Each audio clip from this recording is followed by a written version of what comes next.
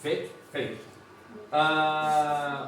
Observação aqui, ó. Os judaizantes eram judeus convertidos ao cristianismo que achavam que a salvação dependia da lei. E simples. Só que eles não tinham o entendimento que Cristo já era o suficiente, que depois dele todo o sacrifício já era esquecido. Tanto é que o véu que separava o campo santo do santo para o lugar santíssimo, o restante do tabernáculo, não havia mais a divisão. O sumo sacerdote tinha livre acesso o período todo. Entendeu? Pode passar. O ataque. Página 91. Eles não admitiam que Paulo pudesse ser apóstolo, pois não era um dos 12 e nem havia andado com Jesus. Tá, os irmãos lembram da passagem que Paulo está andando, Atos 9, se não me engano, tá? Aí em direção a Damasco, e Jesus fala com ele. Aí Jesus fala, e então ele chega para Damasco e há aquela mudança na vida dele. E a mudança dele foi automática. Então o que é? Olha a diferença. Ele teve... de meu paninho. Tem que ser os dois. Ele teve a lei, apaguei a lei. Ele teve a lei na vida dele. Ele teve a graça tão sucedendo, tá? Então Paulo viveu as duas coisas, irmão. Paulo e Saulo.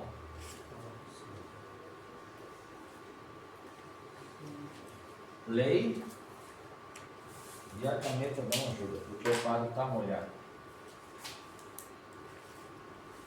Que maravilha. Então, Paulo nasce. Graça. A caneta não está ajudando porque o quadro está molhado. Estou tentando escrever graça. O quadro está molhado. Tá. Estão enxergando aí. Então Saulo vivia na lei. Quando passou por Damasco, a câmera não vai pegar, mas tudo bem, está me ouvindo. Quando ele passa por Damasco, é o divisor de águas. Morreu Saulo, nasceu Paulo para a graça. E a conversão dele foi muito rápido. Em poucos anos ele já trouxe, se nós pegarmos uma Bíblia cronológica, tá? Vamos voltar então na história da cronologia. Se nós pegarmos, nós vamos ver que Tessalonicenses, Gálatas, Coríntios, Romanos, Efésios e Filipenses, Colossenses, vai escrevendo, tá? Então Gálatas está no início da vida dele, na vida ministerial dele, está no início. Ele está ainda vivendo como, ainda naquela, assim ó, eu conheço a lei, eu sou descendente de judeu, eu conheço a lei, eu sei, eu estou entendendo o que os judaizantes estão querendo, eu tenho essa origem, eu conheço. Ele teve que passar por todo o processo de criação que eles viam. Então eles vieram da cultura judaica, foram para a vida cristã em Cristo. Vida cristã no mundo não adianta. Aí que vem o convencido e o convertido. Tu está na igreja por Cristo ou com Cristo? É diferente, tá? Mas não vamos entrar no mérito, senão não vai dar tempo. Defesa de Paulo. Então os ataques dos judaizantes, os irmãos entenderam que era por causa da circuncisão. Circuncisão, lei. Tá. Aí vem a defesa do Paulo na página, então, 91. Tem que correr por causa do horário, é curto. Defesa de Paulo. Estas são as provas da sua independência, né, dos apóstolos. Cristo foi seu mestre. Se quiserem anotar, isso é só um resumo do livro. Damasco foi o berço. E olha, agora eu apaguei, né? Mas está aqui, não é nada Damasco. Tá, é o divisor, é o berço. Tá? Quando Pedro, está ali no mural, quando Pedro visita, né, visitado como colega apóstolo, e não como discípulo, ele discutiu o evangelho mundial e não como enviado dos demais apóstolos. Tá, Pedro ele não queria, ele não estava entendendo ainda. Pedro ele era meio turrãozinho, meio com nós, por nossos dias de hoje, é que nem civilizar um morador mais rural. Ele é meio chucrão. Eu tenho uns parentes lá na Barra do Ribeiro que eles só lidam com lida de gado. É curral, é campo, é lida campeira mesmo. Esse negócio de cidade para eles não cola muito. Então, é complicado trazer as coisas da cidade, eles ficam meio perdidos. Então, Pedro ainda está no processo. Ele se batizou, ele se converteu mesmo naquele batismo, muito tardio. Cristo teve que intervir. Pedro, tu vai ter que te converter. Satanás queria te cirandar. E eu intercedi por ti. Então, vai ter que descer as águas, vai ter que te batizar e te tornar um novo homem. Então ele tinha atitudes que não chamava, não era condizente ao caráter cristão. A santidade, que nem nós citamos da ser santo, tem a Gálatas 5:22, que nós estamos vendo aqui, cita os frutos do Espírito Santo, as virtudes, as 9 virtudes do fruto do Espírito Santo. É um fruto e 9 virtudes: benignidade, temperança, paz, amor, gozo, né? E o mais difícil é a temperança. E Pedro era temperamento forte, dizem os estudiosos. Então a temperança talvez para Pedro fosse alguma coisa mais difícil. Tanto é que quando Cristo foi ser entregue aos escarnecedores, ele tira a espada e atora a orelha dele. Calma, embainha tua espada. Ele foi lá, curou a orelha do soldado romano. Vocês estão achando que estão pegando um malfeitor, vocês vêm de espada e pau, né? Me entrega e deu, fechou, está aqui resolvido. Mas Pedro é temperamental, ele tem um temperamento forte. E Paulo já é mais doutor. Ele quer, Pedro, eu sou tão apóstolo quanto tu, só que eu vou te trazer um ensino que talvez te ajude lá na frente. E Pedro, ele não aceita essa mescla talvez de gentil com judeu, tá? Corrigiu as imperfeições, ali estou falando de Paulo, tá? Corrigiu as imperfeições na aplicação dos princípios evangélicos, os princípios das ordens e decências das atividades que eles faziam. Demonstrou em Jerusalém a autenticidade do seu ministério e, pelo caso de Tito, venceu toda a oposição. Tito era o filho na fé os irmãos conhecem o livro de Tito, ele é curtinho depois de Timóteo. E nós vamos ver o livro, acho que o livro 18 e 19 tem as epístolas pastorais de Tito e Timóteo. É um livro inteiro só sobre os três, muito tremendo livro. E nós vamos ver que Tito foi um fiel moço de Paulo. Lucas, o médico Lucas, era moço de Paulo. Moço, os irmãos ouviram o pastor falar, é aquele que escutava quem tinha mais conhecimento. Vou aprender com ele que está já há mais tempo, tem mais entendimento. Então, Tito é um bom servo, um bom moço. Então, vamos supor, eu estou ensinando o Kevin. Eu tenho 3 anos de fé, mas o Kevin eu vi que é um cara focado, determinado, obediente. Um bom discípulo. Entendeu? Um bom discípulo. Tende a ser bom. Vamos dar, né, Mailane? Tende a ser bom. Então, vamos orientá-lo para que seja assim até o final dos dias. Ah, o Alisson é mais do evangelismo. Vamos então, né, focar o Alisson no evangelismo. Ah, o nosso levita, o Alisson, o Vitor. Ah, então vamos capacitar o levita. Entendeu? E olha que a tribo de Levi, os levitas, eles tinham uma fundamental importância. Eles faziam toda a adoração e a volta do tabernáculo. Todo o serviço ministerial do tabernáculo era dos levitas. O louvor, os sacrifícios. Pode passar. Tá? Nisso nós temos que dar uma apressada que esse livro de Gálatas é grande. Continuando na defesa, aqui é Paulo, olha que bonito. Né? Porque eu não recebi e nem o aprendi de homem algum, mas mediante revelação de Jesus Cristo. Esse versículo é tremendo. Quando os 12, na verdade foram 12, Judas Iscariote se suicidou e os 12 escolheram juntamente com o Espírito Santo Matias para substituir e formar os 12. Então Matias e Paulo não tiveram a presença física de Jesus.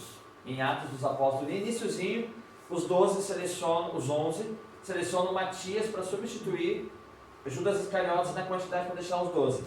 Então Matias e Paulo não conheceram Cristo físico. Provavelmente, a Bíblia cita pouco, Matias tem aprendido muito com os apóstolos.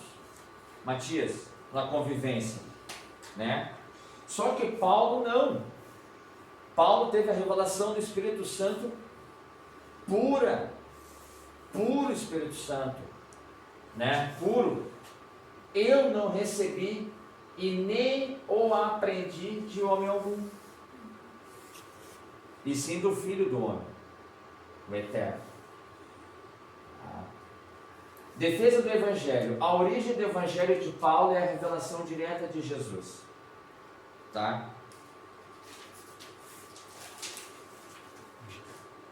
Então ali, esta colocação visava demonstrar e defender a autoridade apostólica de Paulo e não a contaminação do seu Evangelho. Então, aqui nós vamos repetindo várias vezes quase a mesma coisa. Então, o que Paulo está lutando ainda na Galácia? Demonstrar, apresentar a graça. Eu vou largar de mão parada que não está riscando por causa da molhada. Tá? Mas assim, os irmãos estão compreendendo. É apresentar, entendam, judeus convertidos, judaizantes, entendam, seguidores de Cefas, que vocês não estão mais debaixo da lei. Vocês têm que viver para que a graça superabunde na vida de vocês. Superabundou, tem um hino que fala sobre superabundou, né? Então, além de ter que apresentar o Evangelho, as boas novas, a graça que ele, ex-judeu, se converteu pela revelação, e quando Cristo se apresenta em Damasco, ele tem que defender a autoridade dele. Porque os judeus, eles diziam, poderiam dizer assim, ó, quem foi que te ensinou, quem é o teu mentor, teu sensei, como diz os japoneses, quem é teu mestre, nem diz lá os conhecedores lá, quem é teu mestre? Jesus? Tá, me apresenta ele, André, me apresenta. Mas ele está em todo lugar, ele é onipresente. Tu não viu o salmista? Tu não era judeu, tu não conhece o Salmo 139? Então ele é onipresente, ele está em todos os lugares. Se tu estiver lá em Antioquia da Pisídia e eu estiver em Derbe, nós dois vamos estar com ele, só que você tem que estar sempre se santificando. Só que esquece aquela lei, tá? E Paulo aqui, ó, expõe diversos aspectos da obra de Cristo e do Espírito Santo na vida do salvo, sem a imposição da lei. Não há necessidade deles permanecerem na lei. Tá, pode passar. Aí vem uma pergunta agora. A relação da lei e da graça. Por que guardamos a lei? Ainda tem coisas que da lei se guarda. Não matarás, não adulterarás, honrarás pai e mãe. Tem muitas Tem muitas coisas dos 10 mandamentos que ainda são escritos na lei. As leis morais, né? São leis morais, são necessárias. Tá? Aqui é uma demonstração de como a cultura judaica usa a apresentação dos livros deles, os Sefer. Sefer em hebraico é rolo. Sefer Bereshit é rolo de Gênesis. Tá? A relação entre lei e graça. A autoridade paulina permitia chamar a atenção. Aqui nós estamos no página 93, a parte de baixo. A autoridade de Paulo permitia chamar a atenção até de outros apóstolos, como nós citamos Pedro, pela forma de tratar os gentios. Então, eu vou tentar escrever nesse quadro aqui para nós termos uma comparativa.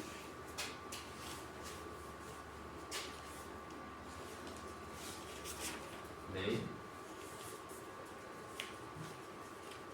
Graça. E Pedro, irmão, como é que se comportava com Paulo nessa situação? Ele entendia. Eu creio pela fé, ele aceitou a chamada de atenção. Sim. Porque ele viu que Paulo estava agindo com prudência, porque amava Pedro, como Cristo ama todos, né? Ele trazia o amor, tá? Só que aquele amor de pai que muitas vezes chama atenção e repreende. Quem aqui ainda tem mãe e pai vivo, glória a Deus por isso, eu também tenho os meus, muitas vezes temos aquele puxãozinho na orelha. E quem tem filho aqui, sabe que de vez em quando tem que puxar um pouquinho aquela rédeazinha, né? Sacrifício. Não nasce também desse.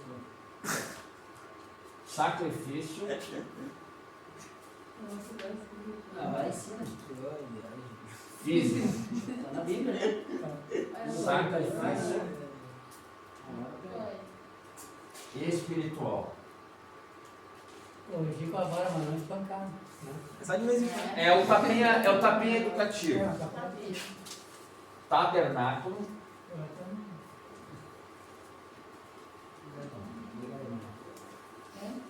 Tabernáculo. Não é o meu caso, eu era com palavras. Olha, meu irmão tem filho. Não, é verdade, eu nunca perguntava do pai. Aqui eu estou fazendo um comparativo, ó, da lei e da graça. Sacrifício físico na lei, sacrifício espiritual na graça. A lei dizia que tinha que ter o tabernáculo para santificação. Só que na santificação da graça é o nosso próprio corpo. E as cartas de Paulo a Coríntios vai dizer que vosso corpo é templo do Espírito Santo. E o que o tabernáculo era? Era o templo. Tá? Incensário.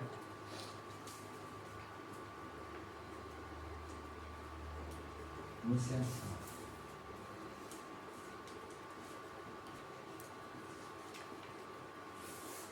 Oração. Candelabro. Eu, Jesus.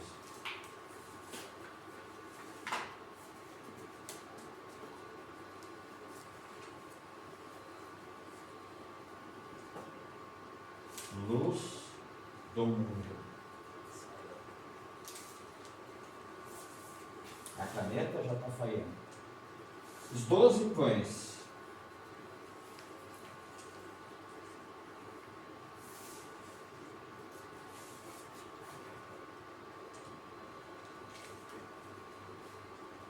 Isso aqui não está no livro. É bônus. Quando eu estava estudando, Deus me deu essa orientação. Então, assim, na lei tinha que se ter o sacrifício vivo.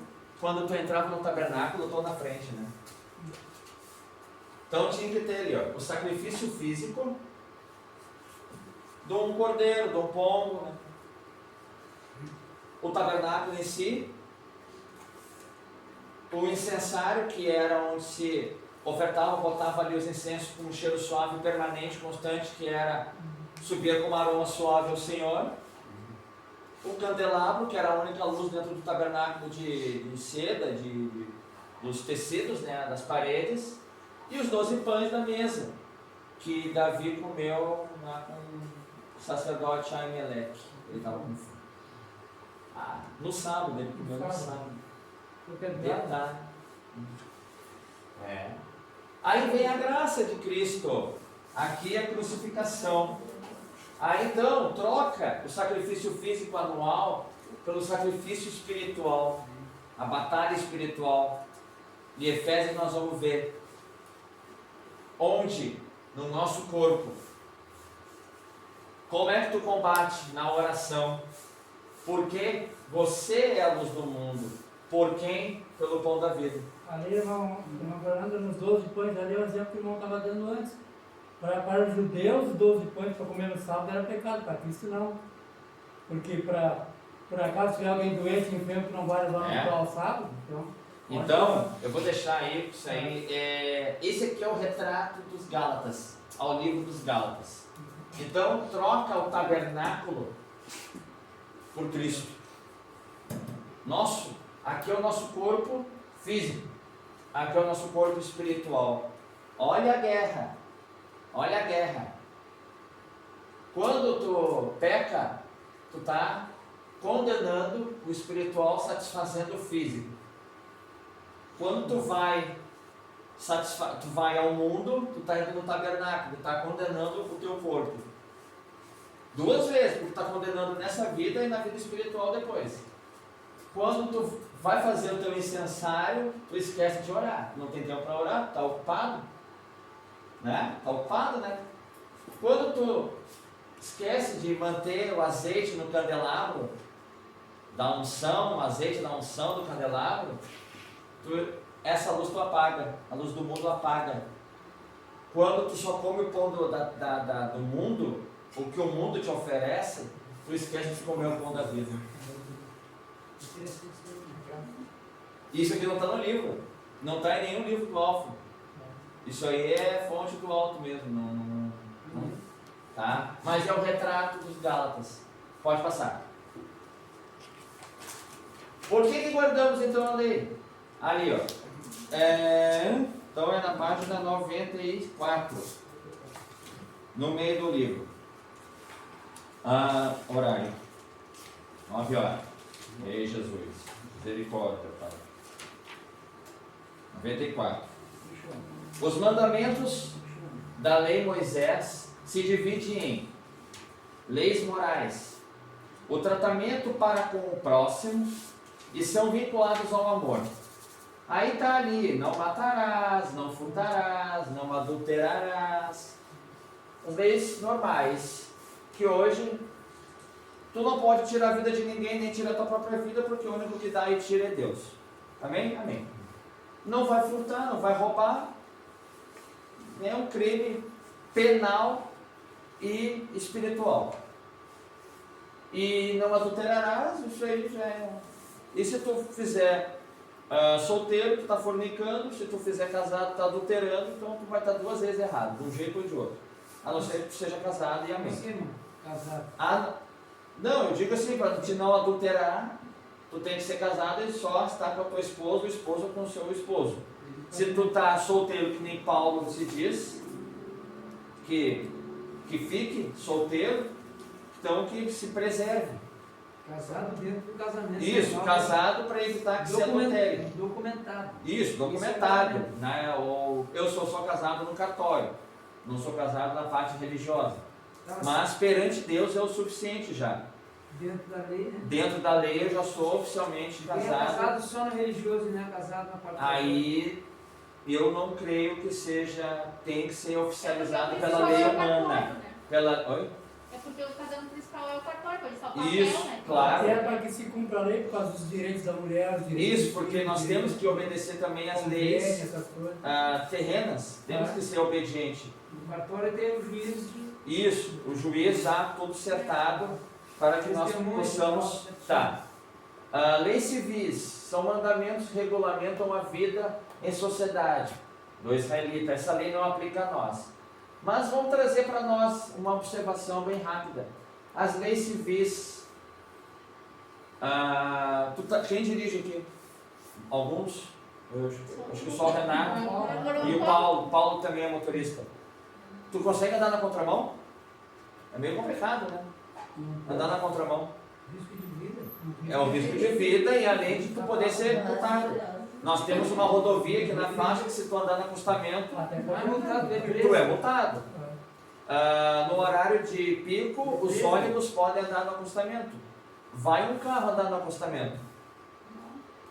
É cara a multa. É pesada a multa. Eu já vi, a polícia rodoviária fica lá. Só o que eles são? É o cumprimento da... Tu tem que ser obediente a essas leis civis. Leis de trânsito e lei civil. Cerimoniais. Porque no casamento do cartório também é uma lei. É uma lei civil. Exato, exato. São os mandamentos, as leis cerimoniais. São mandamentos que se referem às questões religiosas e seus rituais. Sacrifícios de animais, esses não aplicam mais a nós. Então, esses sacrifícios de animais, está aqui, ó, sacrifício físico. Estas não aplicam a nós. Não estais debaixo da lei, mas debaixo da graça. Essa vão bater. Quando falar de Gálatas, pelo amor de Deus, lembrem, é a luta da lei contra a graça. Não só da circuncisão masculina. Porém, tu tem que, como diz outros estudiosos, circuncida o teu coração. Aí é dos adventistas, né, irmão? Pois é, que eles seguem ali do sábado. É, sabe. Tem um livro do Alfa que cita os adventistas, os mormons, os testemunhos de Jeová como hereges. Testemunho de Jeová é que não doam sangue, né? Imagina, deixar um filho morrer e não vai doar o sangue. O testemunho de Jeová, o fundador desta seita é adventista, é ex-adventista. Os mormons não dão direito. O Russell, não sei o que é Russell, ele era adventista. Então ele já traz uma heresia, cria uma outra heresia na cabeça dele, funda os testemunhos de Jeová e torna o que é hoje, essa potência. Pode passar. Pode trocar. E também não aceitam Cristo, de jeito e maneira. Não É.